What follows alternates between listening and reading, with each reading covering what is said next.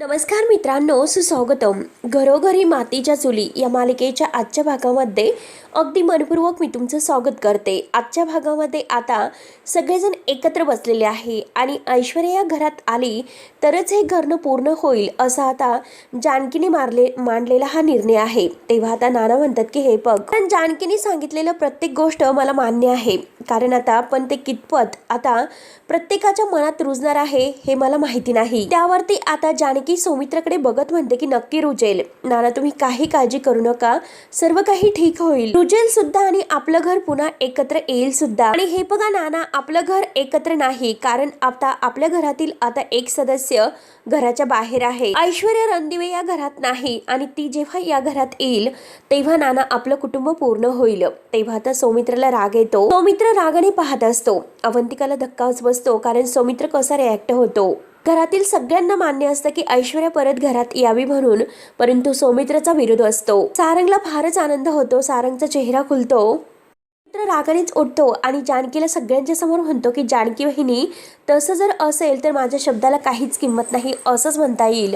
आणि आता जी कविता तू केलेली आहे, जी कविता तू ऐकवली ती व्यर्थ कविता आहे. सगळेजण आता धक्क्याने हे सौमित्रकडे पाहत असतात की सौमित्र का असा वागतो. आणि हे पण जानकी वहिनी, घर हे एकेका माणसाने म्हणजे बनतं आणि इमोशन्सने बनतं. आणि जर कोणी ह्या इमोशनचा भाग म्हणजे तोडणार असेल तर तो ह्या कुटुंबाचा भाग नाही असू शकत. हे बघ वहिनी, तू मला सांग की या घरामध्ये सगळ्यांना समान वागणूक आणि समान हक्क मिळायलाच हवेत. तेव्हा लगेच आता सारंग पुढे येतो. सारंग लगेच आता सौमित्राला सगळ्यांच्या समोर विचारतो की असं असेल तर मग मला तो हक्क नाही का, माझ्या बायकोला सुद्धा या घरात येण्याचा हक्क नाही का. त्यावरती आता सौमित्र रागानेच म्हणतो की सारंग, तू कोणाच्या हक्काबद्दल बोलतो?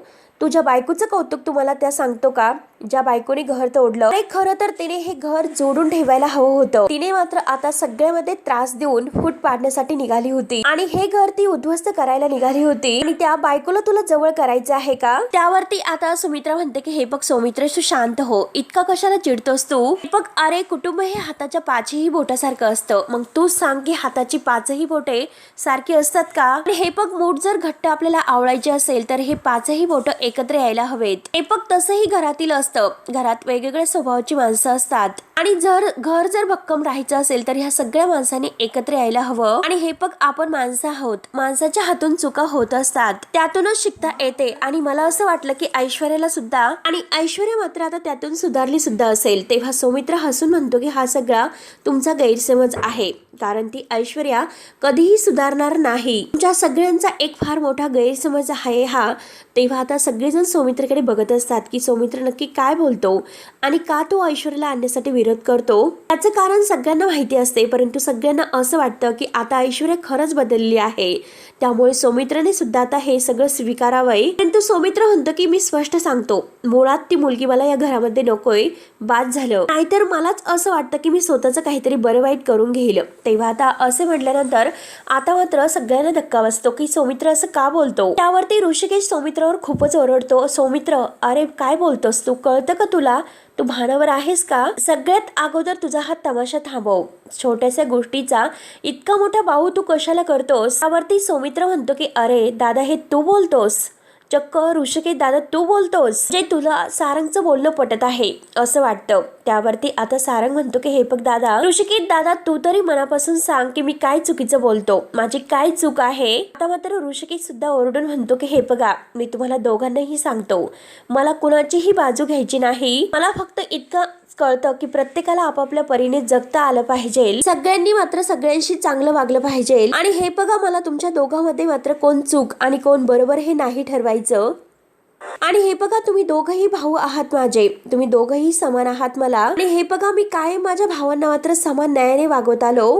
हे बघा, एक मात्र कायद्याचा अभ्यास करून खूप मोठा झाला आणि एक मात्र इमोशनल. आणि हे बघा, योग्य काय आणि अयोग्य काय हे तुमचं तुम्हाला सुद्धा कळतं, त्यामुळे यापुढे मात्र आता स्वतःचे निर्णय तुम्ही स्वतः घेऊ शकतात. किंवा आता सौमित्र रागानेच म्हणतो की जर तसं असेल तर सगळ्यात अगोदर तू माझा निर्णय ऐक. जर ऐश्वर्या घरामध्ये येणार असेल तर मी हे घर सोडून जात आहे.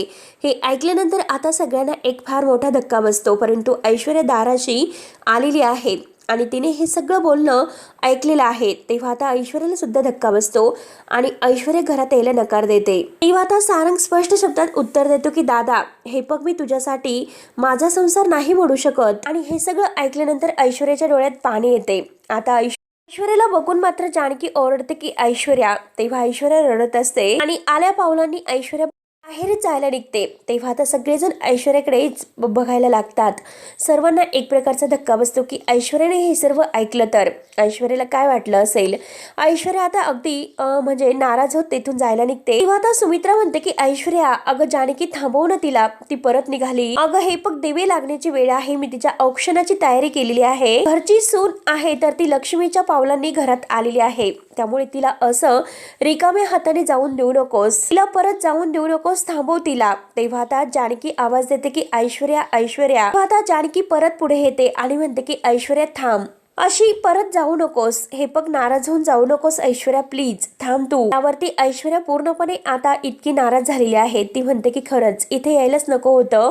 जानकी तिला समजावते की ऐश्वर्या, हे बघ, असे घरातील सुनेने मात्र घराकडे असे पाठ करू नये ग. त्यावरती ऐश्वर्या म्हणते की हे बघ जानकी, अगं लाग जरी माझी इच्छा असेल घरात परत येण्याची, परंतु मी माझ्या डोळ्यांनी सर्व काही पाहिलं ग आणि माझ्या कानांनी सुद्धा मी सर्व काही ऐकलं. अगं मी माझ्या घरामध्ये पाऊल ठेवण्या अगोदरच महाभारत सुरू झालं आणि जर असं असताना मात्र आता या घरात मी पाऊल ठेवलं तरी सुद्धा मात्र माझ्या पाऊल ठेवल्याने या घरामध्ये कुरुक्षेत्र सुरू होईल, भावाभावामध्ये वादविवाद होतील आणि हे सगळं मला व्हायला नकोय. त्यामुळे जानकी, मी घरात नाही आले तर चांगलं होईल. आणि त्यापेक्षा जानकी, मीच मान्य करते की माझ्या नशिबात संसार नाहीच, माझ्या नशिबात ना माझ्या नवऱ्याचं सुख आहे आणि ना माझ्या सासू सासऱ्यांची माया. त्यावरती आता जानकी म्हणते की कोण आहेस ग तू, सांग ना. अगं कोण आहेस तू, मी नाही ओळखत.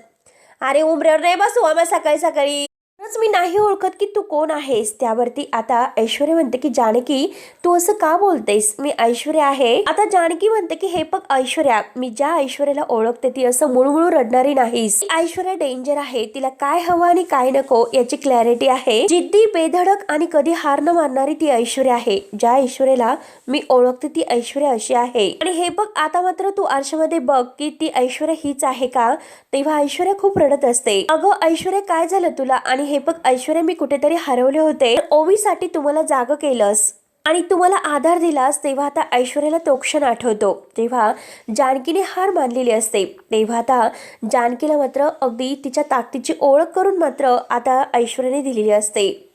आठवल्यानंतर जानकी तिला पुढे म्हणते की अगं तू अशी खसतेस का, लवकर तू हार मानतेस का, कुठे गेला तुझा तो आत्मविश्वास आणि कुठे गेली तुझी ती जिद्द. आणि हे बघ, हेच ते घर आहे की या घरामध्ये तुला तुझं स्थान आणि अस्तित्व निर्माण करायचं होतं. त्यासाठी ऐश्वर्या तू धडपडलीस, शेवटी तू माझ्या विरोधात सुद्धा उभी राहिली होती. याच घरामध्ये तुला तुझं स्थान निर्माण करण्याची आज संधी मिळत आहे, तरी सुद्धा तू मागे कशाला हटतेस. हक्काने तू या घरामध्ये परत येऊ शकते. आता हे सर्व ऐकल्यानंतर सौमित्राला आणखीनच राग येत असतो.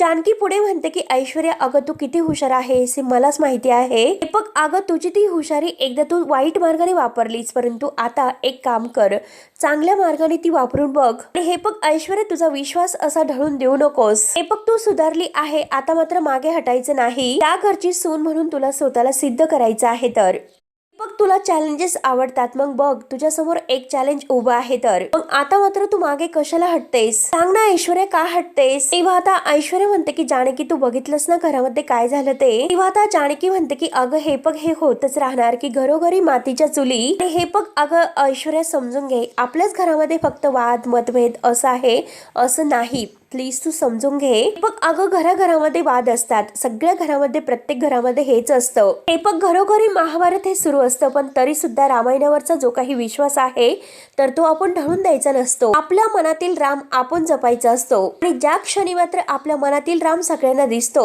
त्या क्षणाला आपला विजय होतो, हे लक्षात ठेव. आणि हे बघ मला मान्य सुद्धा आहे की आता सगळ्यांच्या मनामध्ये तुझ्याविषयी असणारे जे गैरसमज आहे तर ते आहेतच. किंवा आता ऐश्वर्या आणि सारंग मात्र सौमित्रीकडे पाहत असतात. जानकी तिला समजावते की हे बघ, हे गैरसमज आहेत ना, तर ते गैरसमज तुला दूर करण्याचे ऐश्वर्या प्रयत्न करायचे आहेत. ऐश्वर्या, तू हार कशाला मानतेस. तेव्हा आता ऐश्वर्या म्हणते की जानकी, हे बघ, मी हे सर्व एकटीने नाही करू शकत. तेव्हा आता जानकी तिला आधार देते. जानकी म्हणते की हे बघ ऐश्वर्या, तू एकटी नाहीस, मी तुझ्या सोबत आहे, तू एकटी असं मानू नकोस. आता असं म्हटल्यानंतर आता ह्या सौमित्राला इतका राग येत असतो. तर आता रागानेच रिॲक्ट होत असतो तेव्हा आता जानकी पुढे म्हणते की हे बघ ऐश्वर्या, तू एकटी मानू नकोस आणि मीच तुझ्या सोबत आहे असं नाही, परंतु तुझा नवरा सुद्धा सारंग भाऊजी तुझ्या सोबत आहेत. तेव्हा ऐश्वर्या सारंगकडे बघते तर सारंग हो म्हणून मान डोलावतो. तेव्हा ऐश्वर्या खूप रडत असते. तेव्हा आता जानकी विचारते की ऐश्वर्या, तू ऐकलं नाहीस का? सगळ्यांच्या समोर त्यांनी तुझी बाजू घेतली आणि तुझ्यासाठी मात्र सगळ्यांशी ते भांडत सुद्धा होते हे लक्षात घे. त्यावरती ऐश्वर्या म्हणते की हे बघ जानकी, मी ऐकलं, अगं माझ्यामुळे मात्र या घरामध्ये भांडणं सुरू झाली आणि मला ते नकोय. आणि हे बघ जानकी, मला माझ्या माणसांचा विश्वास जिंकायचा आहे, परंतु तो विश्वास मात्र मला आता सध्या कुणाच्याही मध्ये नाही दिसत. आता हे सर्व ऐकल्यानंतर जानकी विचारते की ऐश्वर्या, विश्वास नाही असं तू म्हणते, माझ्या डोळ्यात मात्र तुझ्याविषयी असणारा विश्वास सुद्धा तुला नाही दिसत का? अगं ऐश्वर्या, तू काय बोलतेस? अगं माझंच एकटीचा नाही तर आई, ऋषिकेश आणि अवंतिका या सगळ्यांचा मात्र तुझ्यावर विश्वास आहे. त्यावरती आता ऐश्वर्या म्हणते की अगं तू त्यांच्या मनामध्ये रुजवलास म्हणून तो विश्वास आहे, त्यांना मनापासून हे सगळं असं वाटतं हे कशावरून? आणि हे बघ आता जर सध्या मी घरामध्ये आले तर खरंच सगळ्यांच्यासाठी खूप एक कठीण सिच्युएशन होऊन बसेल आणि या घरामध्ये भांडण तंट असं काही नकोय, माझ्यामुळे कोणताही त्रास कुणाला व्हायला नकोय. आणि हे बघ जानकी, मला स्वतःला नव्याने सिद्ध करण्याची अगदी तयारी तर आहेच, ते प्रयत्न मी करत राहील म्हणजे राहीलच, जे काही आहे ते सगळं करायला मी तयार असेल. आणि या घरामध्ये जेव्हा मला सन्मानाने बोलावलं जाईल तेव्हा मात्र हे सर्व करण्याची माझी तयारी असेल. आणि हे बघ जानकी, मला असे अपराधी भावनेने या घरामध्ये नाही यायचं. सुरुवात मात्र अविश्वासाने चालली तर तेथे मी काही जरी केले तरी सुद्धा तेच होणार आहे. मग जानकी, या घरामध्ये मला येण्यासाठी सगळ्यांची मर्जी असेल, सगळेजण सहमत असतील सो खुशीने, तरच मात्र मी या घरामध्ये परत येईल. तेव्हा आता ऐश्वर्या मात्र आपल्या सारंगकडे बघत असते, तिचे डोळे भरून येतात आणि सारंगचे सुद्धा. सगळेजण आता सौमित्राकडे बघत असतात की सौमित्राने ऐश्वर्याला घरात येण्यासाठी नकार दिलेला आहे. तेव्हा बिचारी ऐश्वर्या खाली मान घालून आता तेथून परत पावलांनी जायला निघते. तेव्हा आता सगळेजण पाहत असतात, जानकीला फार असं वाईट वाटतं की आता या घरातील लक्ष्मी परत पावलांनी मागे गेली. आता सौमित्राचा मात्र सगळ्यांना राग येतोय. तेव्हा आता जानकी आपल्या मनातच म्हणते, ऐश्वर्या, काही झालं तरी या घरामध्ये पुन्हा तुझा गृहप्रवेश होणार आहे, तो पण दणक्यामध्ये. गृहप्रवेश असा होईल की वाजत गाजत हा जानकीचा शब्द असेल. आणि तेवढ्याच सुमित्रा मात्र आत गेलेली असते आणि औक्षणाचं ताट घेऊन ती येते. जेव्हा ती बाहेर औक्षणाचं ताट घेऊन येते तर बघते तर काय, ऐश्वर्या तेथे नाही. तेव्हा आता सुमित्रा डोकावून पाहते, तिला फार वाईट वाटतं, तरी सुद्धा ती आता उंबऱ्यावर आलेल्या पावलांची पूजा करते. आता हळदी कुंकू वाहते, सगळेजण पाहत असतात. जानकी सुद्धा बघून तिला सुद्धा फार वाईट वाटतं. तेव्हा अवंतिका पुढे येते. अवंतिका म्हणते की आई, अहो काय करतात तुम्ही? त्यावरती सुमित्राच्या डोळ्यात पाणी असतं. सुमित्रा म्हणते की अवंतिका, अगं संध्याकाळच्या वेळेस मात्र आपण शुभम करीतो कल्याणम म्हणतो, इडा पिडा तळो, बाहेरची लक्ष्मी घरात येऊ असं म्हणतो, आणि आज मात्र घरातील लक्ष्मी ही दारातून परत गेली, हे मात्र चांगलं नाही, म्हणून तिचा मान राखण्यासाठी मी येथे उंबऱ्यावर हळदी कुंकू वाहिलं. ऐश्वर्या चांगल्या मनाने या घरामध्ये पुन्हा येत होती आणि हे असं व्हायला नको होतं. बघूयात की आता उंबऱ्याला मी हळदी कुंकू वाहिलं, कदाचित ती लवकरात लवकर परत येऊ सुद्धा शकते. तेव्हा आता सुमित्राच्या डोळ्यात पाणी असतं. अवंतिकाला सुद्धा फार वाईट वाटतं. त्यावरती जानकी शब्द देते की आई, तुम्ही काही काळजी करू नका, टेन्शन घेऊ नका, ऐश्वर्याला परत या घरामध्ये मी आणेल दणक्यातच वाजत गाजत. तेव्हा आता सगळ्यांना फार आनंद होतो. नानांचा सुद्धा चेहरा खुलतो, सारंगचा सुद्धा, परंतु सौमित्र रागाने पाहत असतो. आता मात्र रामनवमीच्या कार्यक्रमासाठी जानकीची सगळी तयारी सुरू असते. जानकी आता तो पाळणा काढते आणि पाळणा काढून मात्र त्याची साफसफाई करत असते. आता सगळी काही तयारी पूजेची तिने केलेली आहे. सगळं काही आता रामनवमीच्या ह्या तयारीची तिने पूर्ण तयारी केलेली आहे. लगबगीने तिच्या आता पाळणा साफती करत असते आणि तेवढ्यात तिथे सुमित्रा येते. सुमित्रा विचारते की जानकी, अगं ओवी कुठे आहे? जानकी म्हणते की आई ती रूममध्ये अभ्यास करत आहे, कारण बरेच दिवस झाले तिचा अभ्यास बाकी आहे, खूप काही अभ्यास आता राहिलेला आहे, त्यामुळे ती अभ्यास करत आहे. सुमित्रा म्हणते की बरं झालं एकदाचं, आता लहान मुलांचं मन मात्र अभ्यासात रमलं की त्यांना बरं वाटतं, आणि आता आपली ओवी सुखरूप घरी आलेली आहे याचाच खरंच मला खूप आनंद वाटतो. आता जानकी म्हणते की आई, हो ना, खरंच ते तर आहेच, परंतु हे बघा आई, मी पूजेची सगळी तयारी केलेली आहे, कारण उद्या रामनवमी आहे. आणि हे बघा दरवर्षीप्रमाणे मात्र आपण जो काही हा सण साजरा करत असतो, तर यावर्षी सुद्धा अगदी जल्लोषात हा सण साजरा झालाच पाहिजे। तेव्हा आता सुमित्रा नाराजच असते। सुमित्रा म्हणते की मला खरं सांगायचं जानकी, असे म्हणायचे आहे की घरातील लोकांची मनच जर दुरावली असेल तर कशाला हा सण साजरा करायचा बरं। आणि हे पण मला तर असं वाटतं की आपल्या घरातील रामराज्य आहे ना ते नाहीस झालेलं आहे। तेव्हा आता जानकीला फार वाईट वाटतं। जानकी म्हणते की आई असं का बोलतात तुम्ही, प्लीज असं खचून जाऊ नकास आणि त्या रामरायावर प्लीज विश्वास ठेवा। बघा उद्या रामनवमी आहे, बाळ रामाचा जन्म होईल आणि पुन्हा आपल्या घरामध्ये आनंद येईल हे लक्षात घ्या। तेव्हा आता सुमित्रा विचारते की खरंच? तेव्हा जानकी म्हणते की हो आई खरंच, बघतच राहा की तुम्ही काय होते ते। श्रीराम मात्र स्वतः हे रामराज्य घेऊन आपल्या घरामध्ये येतील। आई त्यासाठी तुम्हाला मात्र धीर धरावा लागेल। इतक्या दिवसांचं जे काही आहे तर ते क्षणभरात इतक्या लवकर नाही बदलू शकत। हे बघा आई माझ्यावर विश्वास ठेवा, प्रभू रामचंद्रांचा आशीर्वाद आपल्या कायम पाठीशी होता आणि आहे सुद्धा, आणि तो कायम राहणार आहे। तर हे ऐकून आता सुमित्रा म्हणते की खरंच आता मात्र मी कळकळीने देवाला हात जोडून प्रार्थना करणार आहे, विनंती करणार आहे, माझ्या हे लेकरामधील प्रेम, जिव्हाळा आणि माया काही संपून देऊ नको, सगळ्यांना काही एकत्र बांधून ठेव आणि माझी ऐश्वर्या सारंगच्या आयुष्यामध्ये परत येऊन दे, या घरामध्ये सुख तिला परत घेऊन येऊन दे आणि माझ्या अगदी मुलामुलामध्ये झालेली जी काही मनातील अडी आहे तर ती काढून टाक, देवाला असं मी आशीर्वाद मागेल। तेव्हा आता जानकी म्हणते की हे बघा आई तुम्ही काही काळजी करू नका, सगळं काही तुमच्या मनाप्रमाणेच होईल, अगदी तुम्ही म्हणतात तसंच होईल। हे बघा आता तरी मनातील जी काही चिंता आहे, काळजी आहे, ते सगळं काही बाजूला ठेवा, झटकून टाका आणि हे बघा लवकरात लवकर तयारीला लागा। उद्या रामनवमीचा सण आहे आणि तो सण मात्र आपल्याला चांगला साजरा करायचा आहे, तो पण आनंदात आणि धूमधडाक्यामध्ये। त्यामुळे अशी नाराजगी आता आपल्या मनावर ठेवायची नाही, अगदी आनंदाने हा सण साजरा करण्याची तयारी आपल्याला करायची आहे। बघा आई उद्याच्या सगळ्या सणाची तयारी तर झालेली आहे, पण आजचं काय, आजचा सगळा पसारा आवरण्याचं बाकी आहे। किचन मध्ये सगळं काही पसारा मी तसाच सोडून आलेले आहे, म्हणून जानकी जायला निघते। तर सुमित्रा आता जानकीचा हात धरते आणि म्हणते की जानकी हे बघ काळजी करतेस का? अगं जानकी एवढी काळजी करू नकोस, मी आहे ना तुझ्या मदतीला, अवंतिका सुद्धा आहे, त्यामुळे तू आता इतकं स्वतःवर अगदी ओझं घेऊ नकोस, सगळं काही होईल व्यवस्थित, आपण सगळं काही उरकून टाकूयात, तू काही काळजी करू नकोस। आणि तेवढ्यात आई करत ओवी धावतच तेथे येते। ती खुश होत सुमित्रा आता ओवीला विचारते की काय ओवी अभ्यास झाला का पूर्ण? तेव्हा ओवी म्हणते की झालेलाच आहे, परंतु थोड्या वेळासाठी ब्रेक घेतलेला आहे तर, आणि परत मात्र मी थोड्या वेळात बसणारच आहे। यांची ही चाललेली तयारी बघून ओवी विचारते की हे सर्व तुम्ही काय करतात?